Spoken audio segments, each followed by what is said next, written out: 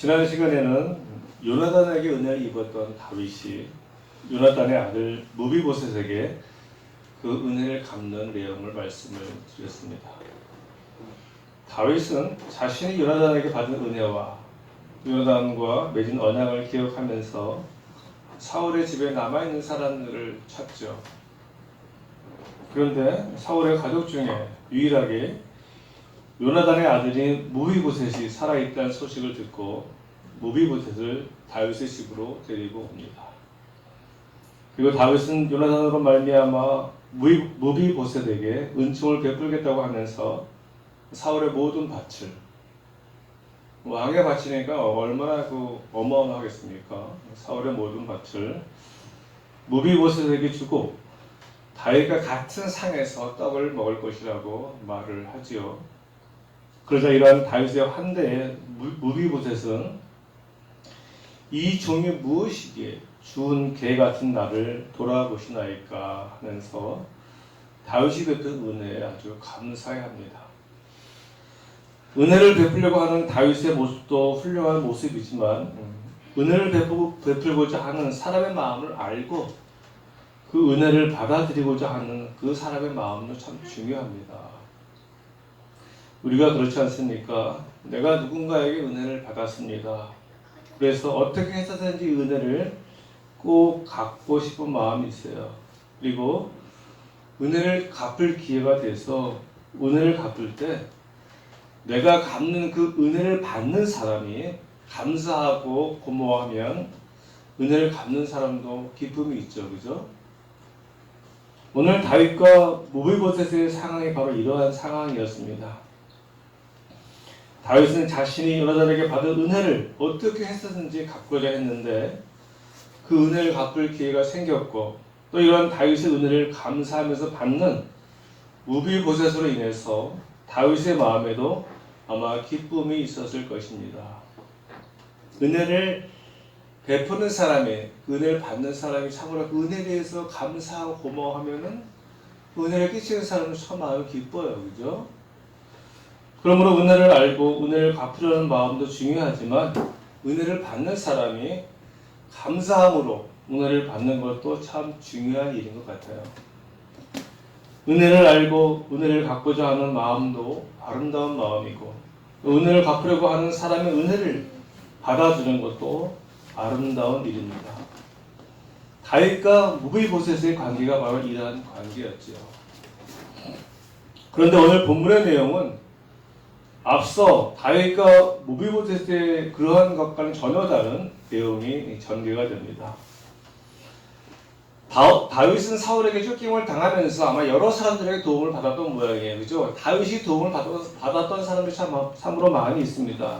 그리고 오늘 본문에 나오는 암몬의 왕이었던 나하스에게도 아마 도움을 받았던 것 같아요. 그래서 지난번 요나단의 은혜를 기억하면서 그의 아들 무비보셋에게 은혜를 갚은 것처럼 나하스의 아들 하늘에게도 은혜를 베풀고자 합니다. 1절로 2절 말씀인데요.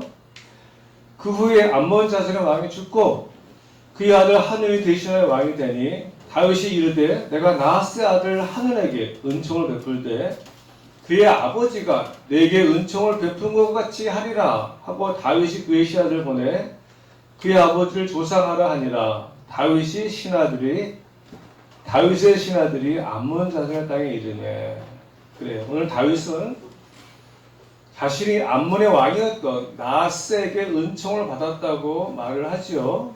그리고 이제 내가 암몬의 왕이었던 나하스에게 은총을 받았던 것처럼 그의 아들인 하늘에게도 은총을 베풀어 내가 받은 은혜를 갚겠다고 말을 합니다. 그래서 다윗이 그들의 신하들을 보내어서 하늘의 아버지 나하스에게 조상을 합니다. 자신이 받은 은혜를 알고 어떻게 해서든지 은혜를 갚고자 하는 다윗의 선한 마음이 비춰집니다. 그런데 이러한 은혜를 갖고자 하는 다윗에게 하느니 어떻게 반응을 합니까? 3절과 4절 말씀인데요. 암몬 자손의 관리들이 그들의 주 하늘에게 말하되 왕은 다윗이 조객을 당신에게 보낸 것이 왕의 아버지를 공경한 줄로 여기시나이까? 다윗이 그의 신하들을 당신에게 보내 이 성을 엿보고 탐지하여 함락시키고자 함이 아니니까 하니, 이에 한눈이 다윗의 신하들을 잡아 그들의 수염 절반을 깎고 그들의 의복의 중동 부르기까지 자르고 돌려보내매. 그래요. 다윗은 자신이 받은 은혜를 갚으려고 신하들을 보냈는데, 한우는 이러한 다윗의 마음을 전혀 모르고 오히려 은혜를 원수로 갚고 말았죠. 우리의 삶에도 이러한 일들이 가끔 일어납니다. 내가 받은 은혜가 감사해서 그 은혜를 갚으려고 하는데 상대방은 오히려 오해하는 경우들이 있고요. 내 마음을 몰라주고 오해해서 심지어 적대감을 품고 대하는 사람들을 우리가 만날 때가 있습니다. 심지어 어떤 사람들은요, 자기가 받은 은혜를 원수로 갚는 사람들도 있죠. 자기가 받은 은혜를 생각하지도 않고 자기가 오해해서 생긴 서운한 감정 때문에 은혜를 원수로 갚는 사람들도 있습니다. 오늘 한온이 바로 이러한 사람이었어요. 무비보셋은 은혜를 갚는 다윗의 마음에 감사해서 은혜를 받아들이는데, 한온은 다윗이 순전한 마음으로 은혜를 갚고자 했음에도 불구하고 이러한 다윗의 은혜를 오해해서 원수로 갚고 말았죠. 오늘 본문 말씀에 한온이 다윗의 신하들을 잡아서 그들의 수염 절반을 깎고 그들의 의복의 중동 볼기까지 자르고 돌려보냈다라고 말씀하고 있는데요. 오늘날 보면 자꾸 이해가 안 되죠. 수염을 왜 깎고 중동 볼기까지 뭐 잘라서 돌려보내. 그 당시에는 이것이 가장 큰 수치와 모욕을 줄 수 있는 그런 행위였다고 합니다. 그래서 이 얼마나 부끄럽고 창피한 일이었는지 다윗이 그들의 수염이 자라기까지 여리고에서 머물다가 오라고 하지 않습니까? 그러니까 이렇게 할 정도로 그들에게 엄청난 그 수치예요. 수모고 정말 말로 표현할 수 없는 참담한 상황을 자기들이 당한 것이죠. 결국 이 일로 말미암아서 한온과 다윗 사이에, 암몬과 이스라엘 사이에 전쟁이 일어납니다. 참 어떻게 보면 어처구니 없는 일이에요. 그죠? 다윗은 선한 마음으로 자기가 받은 은혜를 갚으려고 했는데 그 은혜를 받는 사람이 은혜를 받기는커녕 오히려 오해해서 은혜를 원수로 갚는, 서로 좋게 지내자고 했는데 서로 좋게 지내는 것이 아니라 서로 원수가 돼서 이제 전쟁이 나는 것이죠. 참 황당하고 어처구니 없는 일이 일어난 거예요. 선한 마음을 시작했는데 나쁜 결과로 지금 이어진 것이죠. 그래서 암몬이 자신들이 힘이 약함을 알고서 인접 지역 다른 나라 사람들을 군사로 고용하죠. 그죠?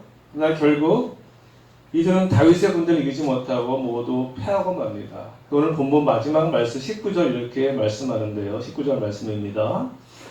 하닷에셀에게 속한 왕들이 자기가 이스라엘 앞에서 패함을 보고 이스라엘과 화친하고 섬기니 그러므로 아람 사람들이 두려워하여 다시는 암몬 자손을 돕지 아니하니라.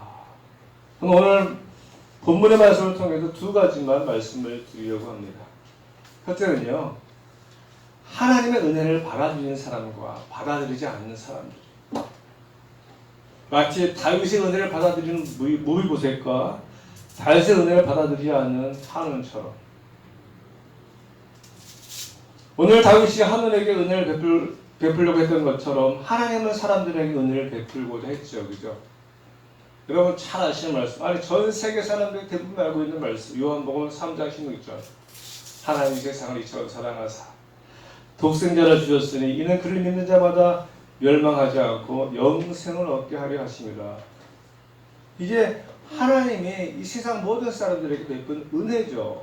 하나님이 세상을 이처럼 사랑하사, 하나님이 세상을 이처럼 사랑했다라고 말씀하고 있어요.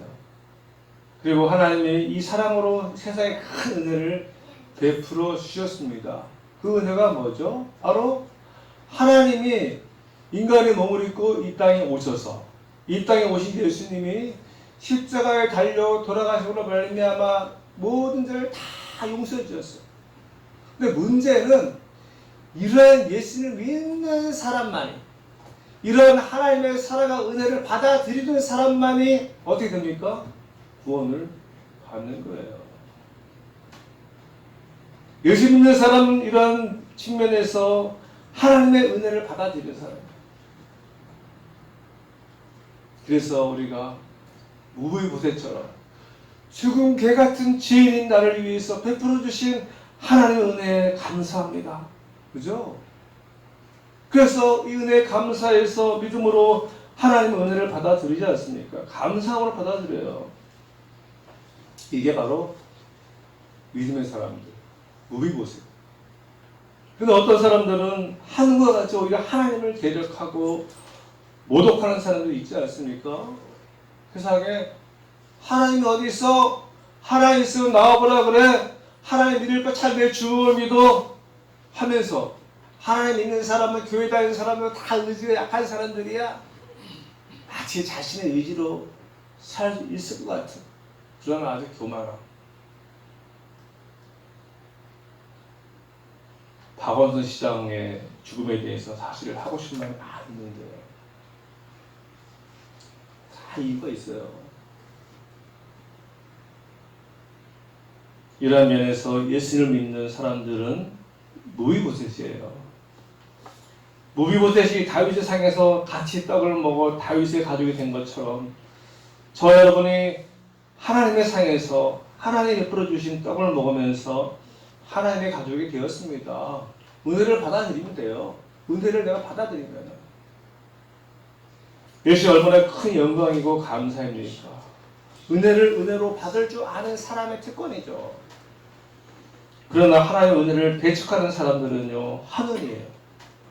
그들은 하나님을 모독하고 하나님을 비난하고 기독교를 개독교라고 부리면서 하나님을 모독합니다. 하나님 무서운 줄 모르는 거죠. 이스라엘을 무서운 줄 모르는 거예요. 암몬이 까불고 있어요. 결국 한은이 어떻게 되었습니까? 암몬이 어떻게 되었습니까? 역사의 암몬이라는 나라는 흔적도 없이 사라지고 말았습니다. 없잖아요 지금은. 예수 믿지 않는 사람들의 최후입니다. 예수님을 믿지 않는 사람들은 하나님의 은혜를 수용하고자 하는 마음이 없는 사람들이죠. 하나님의 은혜를 전혀 받아들일 마음이 없어요. 한은처럼 한은의 신하들처럼 자기 생각에 사로잡혀서 하나님의 말씀을 신뢰하지 않습니다. 하나님이 성경을 통해서 그렇게 말씀하시는데도 불구하고 전혀 이 말씀을 믿으려 하지 않아요. 하나님의 사람들이 입을 통해서 그렇게 하나님의 말씀을 전함에도 불구하고 오히려 그들이 이렇게 전하는 사람들을 비난하고 조롱합니다. 그죠? 한우 같은 사람들. 그러나 결국 이들의 최후는 암몬 죽석과 같을 것입니다. 이런 면에서 하나님의 은혜를 알고 이러한 하나님의 은혜를 무비보셋처럼 받아들이는 저와 여러분은 복받은 인생임을 믿으시기 바랍니다. 저와 여러분이 복받은 인생이에요. 은혜를 알고 은혜를 알고 그것을 감사함으로 받아들이는 사람들의 복받은 인생이에요. 그래서 사실 예수님 믿으면 복받습니다라고 말하는 것은요, 예수님을 믿음으로 내가 세상의 복을 받는 것이 아니라 이미 여러분이 예수님을 믿을 때부터 복을 받았습니다. 어떠한 복을 받았죠? 예수님을 믿음으로 말미암아 죄 사함의 복을 받았잖아요. 그죠? 하나님의 자녀가 되는 복을 받았고요. 하나님이 함께하는 복을 받았고 천국에 가는 복을 받았고 구원의 복을 받았습니다. 할렐루야. 그래서 우리가 이 험한 세상을 살아가면서 하나님을 말미암아 너끈히 승리할 수 있는 거예요. 나의 죄를 용서해 주시고 나의 아버지가 되셔서 나와 함께 하시며 나의 힘이 되신 그 하나님으로 말미암아서 기쁨과 감사함으로 살아갈 수가 있는 것이죠. 두 번째는요, 작년의 코로나 사태와 더불어서 하나님이 우리에게 주신 말씀인데요. 그것은 바로 마지막 말씀처럼 아람 사람들이 다윗을 뒤로해서 암몬 자손을 돕지 못한 것처럼 세상 사람들이 하나님을 뒤로해서 세상의 편에 서지 않고 하나님의 편에 서는 것, 하나님을 섬기는 것입니다. 지금 코로나 사태로 말미암아서 전 세계가 난리가 났잖아요. 그죠? 코로나라는 질병도 문제지만 특별히 경제적으로 전 세계가 힘들어하고 있습니다. 코로나 때문에 죽는 것이 아니라 경제 때문에 죽겠다고 합니다. 근데 요즘 한국에서 가장 큰 문제는 코로나로 인해서 교회가 마치 코로나의 전파자 역할을 하는 것처럼 세상에 비춰지는 거예요. 지난 금요일부터 교회에 대해서 여러 가지 금지 조치를 내렸습니다. 정규 예배의 모든 활동을 금지했어요. 노래와 말하는 행위도 금지. 노래가 뭐죠? 찬양하지 말라는 거죠. 말하는 게 뭐죠? 기도하지 말라는 거예요. 찬양하고 기도하지 말아라.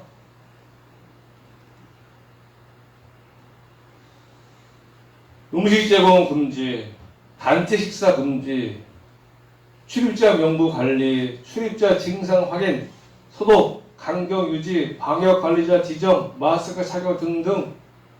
그리고 이러한 방역 수칙을 위반할 경우 300만 원 이하의 벌금을 부과하고 집합 금지 조치를, 교회를 폐쇄하겠다는 겁니다.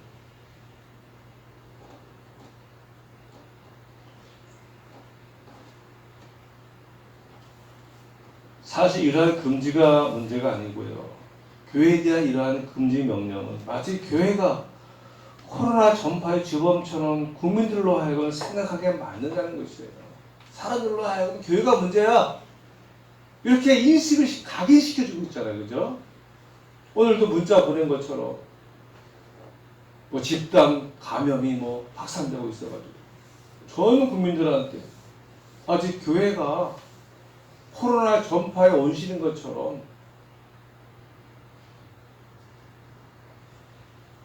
교회는 지금까지 정부 시책에 적극적으로 협조해 왔습니다. 그죠? 코로나 사태 이후에 교회는 정말 적극적으로 국가 시책에 호응해서 온라인 예배 드리고 앞에 우리 교회도 마찬가지지만은 앞에 소독제 비치하고 마스크 쓰고 명부 작성하고 그죠? 다 하지 않습니까? 온도 체크하고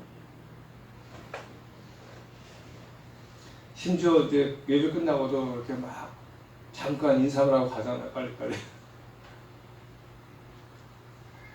그런데 정부는 마치 교회가 코로나의 온상인 것처럼 교회에 대해서 여러 가지 금지 조치를 내렸습니다. 교회와 전혀 소통하지 않고 일방적으로 교회를 완전히 무시하는 행위죠. 그런데 그들이 왜 이렇게 일방적으로 오직 교회에 대해서만 금지 조치를 내렸을까요? 여러 가지 이유가 있을 겁니다. 자기들이 할 말이 있을 거예요. 저는 단 한 가지만 생각이 나네요. 그것은 뭐냐면 그들이 교회를 우습게 보고 있다는 거예요. 교회를 우습게 하는 세상 사람들을 등에 업고서 교회를 완전히 무시하는 거예요. 요즘 우리 교회를 무시하잖아요. 세상 사람들 우습게 알고 있지 않습니까? 지금까지 어떤 정부에서도 이렇게 교회를 무시하고 이러한 행위를 한 정부가 없었어요. 독재하지만은 교회에 대해서까지 이렇게 무식하게 한 정부는 없었거든요. 그런데 지금 정부는 마치 기독교를 탄압한 듯한 느낌이 들 정도로 완전히 일방통행적으로 교회를 몰아붙이고 있습니다. 자, 이러한 정부의 태도에 분개하고 분노하는 마음이 있어요. 목사로서가 아니라 성도로서 교회를 대하는 현 정부의 태도에 참 실망하지 않을 수가 없습니다. 그런데 사실 저는 이러한 정부의 태도도 문제지만 더 큰 문제는 우리 자신이라는 것이. 우리 목사님 기도하셨지만은 우리가 무엇보다도 먼저 뼈저리게 회개하고 참회해야 한다고 생각합니다. 이 모든 결과는 우리 스스로 만든 것이에요. 예수님을 믿는다고 하는 성도들이 만들었고요. 목회자라고 하는 목사들이 만들었습니다. 지금 세상은 교회를 아주 우습게 보고 있어요. 더 이상 교회에 거는 기대가 없습니다. 기독교를 개독교라고 부르고 집사를 잡사라고 하고요. 목사를 목사라고 하고 장로나 권사 중에 사기꾼들이 얼마나 많은지 몰라요. 교회가 대사회적인 영향력과 힘을 잃어버렸습니다. 교회에서 아무리 소리를 쳐도 너나 잘하세요라고 하지 않습니까? 그래서 우리가 이제는 철저하게 회개해야 합니다. 오늘 본문 마지막 말씀, 하다데셀에게 속한 왕들이 자기가 이스라엘 앞에서 패함을 보고 이스라엘과 화친하고 섬기니, 그래요. 교회가 힘이 있으면, 교회가 영향력이 있으면은, 교회가 세상 사람들이 정말 우르르 볼 만한 그 정도 가치가 있으면 그들이 이스라엘과 화친하고 섬기려고 하죠. 그죠? 진정한 힘은요, 교회가 세상에서 큰 교회가 되고 돈을 가지고 있고 그런 힘이 아니고 영적인 영향력을 끼칠 수 있는 교회가, 그게 진정한 힘 아닙니까? 근데 교회가 자꾸만 또 외형로 확장하려고 하고요, 세상의 권세를 가지고 힘을 발휘하려고 하고 있어요. 제가 앞서 말씀드린 것처럼 뭐 기독교 연합회다, 무슨 경목이다, 뭐 그런 세상 권력의 빌붙어가, 목사들의 빌붙어 가지고 얼마나 이게 좀 우스운지 모르겠어요. 영적인 파워를 가지고서 세상에 힘을 발휘해야지, 세상의 교회를 두려워하고 무서워해서 교회가 가까워지려고 하고 교회를 섬기려고 하잖아요. 우리도 그렇지 않습니까? 뭔가 예수 믿는 사람들이 뭔가 영적인 파워가 느껴질 때, 그 사람에게 뭔가 의지하고 싶고, 그 사람에게 뭐 기도 부탁을 하고 싶고, 그렇잖아요. 그죠? 근데 보니까 왜 형편없어. 나보다 못하는 것 같아. 뭐 가까이 하지도 않고, 기도 부탁도 안 하죠. 뭔가 그 사람에게 영적인 파워가 느껴져야죠. 영적인 빛이 좀 발해야지만이, 저 사람에게 뭔가 있구나 하고 그 사람과 가까워지려고 하고 그 사람을 막 섬기려고 하는데, 이건 뭐 형편없는데요. 오늘날 교회와 성도가 이런 모습이라는 것입니다. 그러므로 아람 사람들이 두려워하여 다시는 암몬 자손을 돕지 아니하니라 그래요. 암몬이 아람 사람들을 불러가지고, 야, 우리가 같이 싸워서 이스라엘 쳐부수려 했는데, 아람 사람들이 볼 때는 이거 아니거든요. 우리가 암몬에 붙을 게 아니라, 암몬 자손을 도울 것이 아니라 이스라엘과 가까이 하고 이스라엘 섬겨하는구나, 이런 마음이 생긴 거예요. 세상 사람들이 이 마음을 갖게끔 만드는 거예요. 세상 정부가 이 마음을 갖게끔 만드는 것이 중요한 것이죠. 이 교회가 자꾸만 세상 권력과 빌붙어가지고 뭔 힘을 발휘하려고 하는지, 국회에 조찬 기도회, 이거 뭔 의미가 있습니까? 각 지역마다 기독교 무슨 기독교 연합회, 거기 국회의원도 나오고 시의원도 나오고 뭐 정치인들이 힘인사들 나오니까 마치 거기 가서 순서 맡아가지고 뭐 설교하고 기도하고, 이게 뭐 대단한 것처럼 여기는 정신나간 목사들 너무 많아요. 오늘 이 시대에.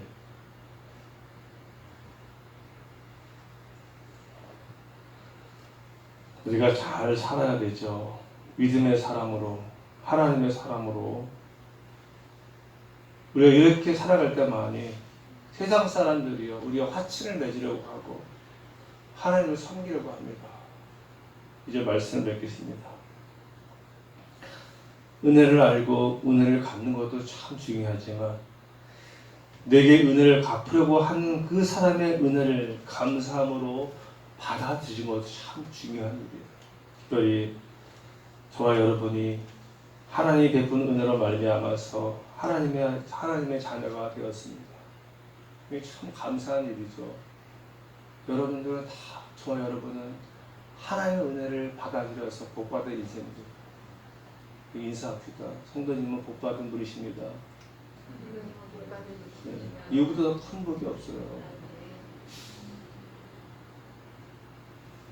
그런데 우리가 세상에 이 복받은 사람들이 우리를 무시하면 안 되잖아요. 우리가 그들을 무시하면 말이 되는데, 하나님의 복을 받은 우리를 세상에 어떻게 무시할 수가 있어요? 복받은 사람들답게 좀 살아야 되는데, 하나님의 복받은 사람들답게 인생을 살아야 되는데, 그런 믿음의 삶을 살아야 되는데, 하나님의 사람으로 살아야 되는데, 자꾸만 세상적인 사람으로 살아가려고, 믿음의 사람들이. 하나님의 복을 받은 사람들은 하나님의 복을 받은 사람답게 살아갈 때 세상이 우리와 화친하려고 하고 우리를 섬기려고 할 것입니다. 저 여러분이 오늘 말씀을 잘 기억하면서 참으로 이 참담한 시대에 우리 교회가 세상에 영향력을 발휘할 수 있는 그러한 교회와 성도가 되기를 간절히 소원합니다.